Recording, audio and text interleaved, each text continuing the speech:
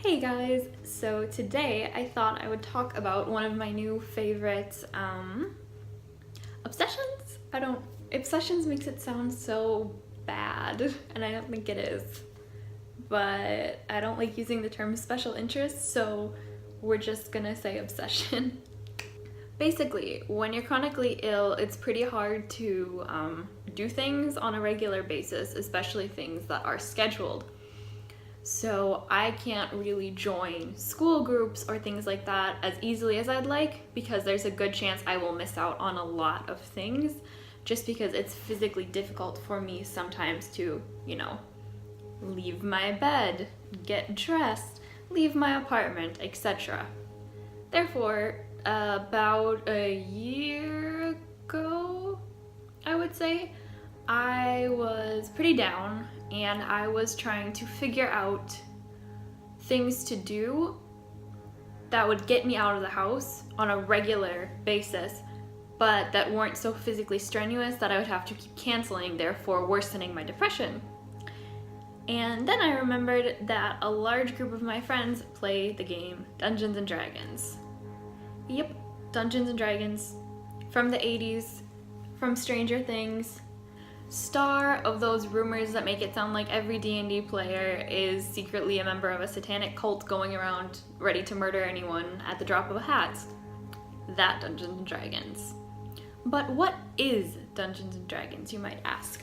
I have brought my books for props, also because they're cool and they're big and they were expensive, so I'm gonna use that. Basically, Dungeons and Dragons is a role-playing game. So you get to create a character and then your dungeon master, who's kind of like a storyteller, will take you and your friends on spectacular adventures. Basically, it's a bunch of people sitting around a table talking and occasionally rolling dice. But it's much cooler than that, I promise. So I guess I'm going to use my current character as an example because that's probably the easiest way to describe it. So you don't have to have one of these fancy books because they are expensive. I think they were like $50 a pop. So that's kind of annoying. They do have a lot of information, but a lot of that information is digital as well, as in you can Google it and find it for free. Or if you're someone who really likes books, your public library will probably have at least one copy of the player's handbook, and that's really all you need.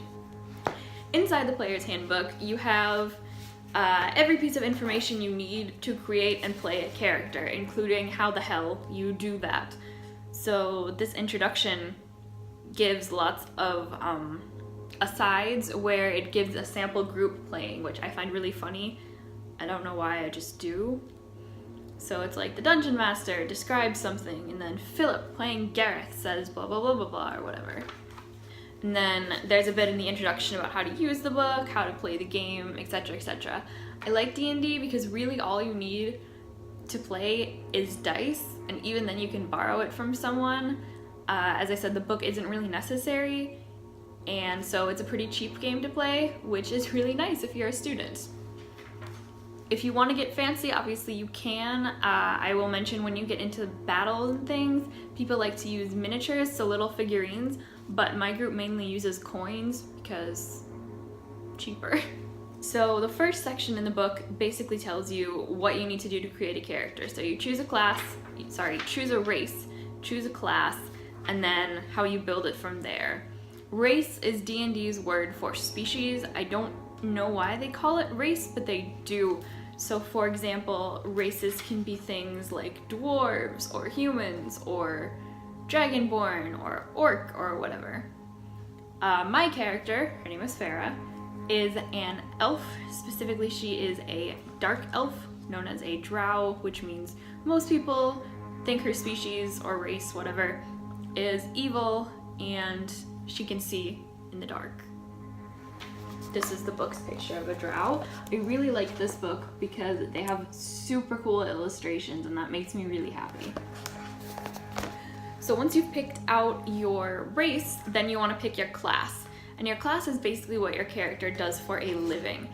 Dungeons and Dragons takes place in a kind of quasi-medieval fantasy world. This isn't necessary. Your dungeon master can make the world however they want, but that's usually how it is. So the, what's the word here, occupation, I guess, is pretty much suited to a medieval world. So occupations include barbarian, bard, cleric, druid, fighter, monk, paladin, ranger, rogue, sorcerer, warlock, and wizard. So yeah, pretty medieval. The cool thing once you get more into D&D is you can look up more specific races and subclasses. For example, note to my party, stop watching if you're watching this because it will spoil this.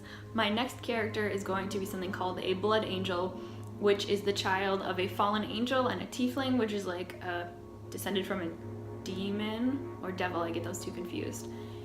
And her class is a subclass of a rogue. So a rogue is like a criminal and she is an assassin. So it's gonna be lots of killing. But yeah, if you're a new player, I would recommend just doing something out of the book. It's much easier and they have the most descriptions in the book. Obviously, if you want to do something different, you can always Google it, but that's the basics here.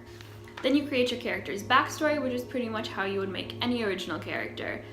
Again, the book actually gives some advice for it, so let's see if I can find it here. You can look at personality traits, and they say that each character should have, let's see here. For the background, each character should have a personality trait, an ideal, a bond, a flaw, and yeah, that's about it. So you can make that up yourself, or if you're not creative, they have little tables that you can roll a d6, so a 6-sided die, and get it from there. So for example, if you're a criminal and you're trying to figure out your ideal, they have a table of ideals, which are honor, freedom, charity, greed, people, redemption, and that's all. And then they give examples. So for example, if you would roll a 4, you would get greed, and it would be I will do whatever it takes to become wealthy.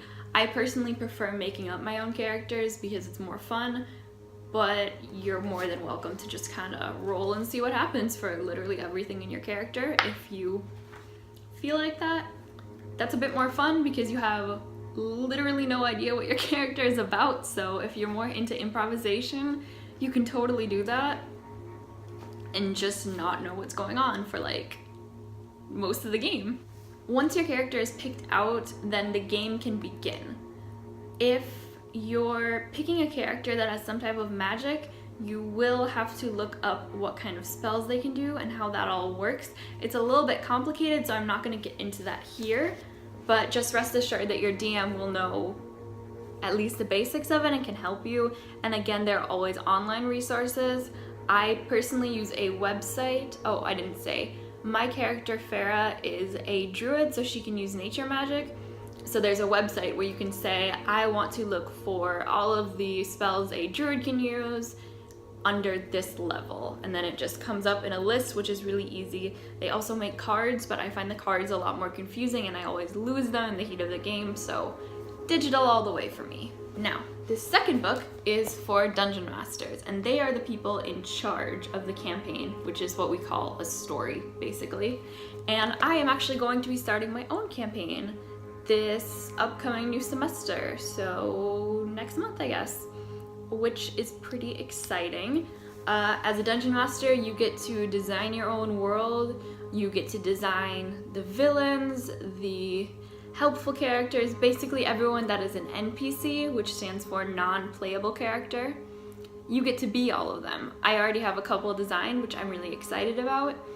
And then before the campaign starts, you meet with all your players and basically say, hey, what do you want to do? How do you want to run this? Is there anything you want to do? Like, I think the book used an example of like, maybe one of your players really wants to be a pirate, so you can make a pirate adventure, things like that.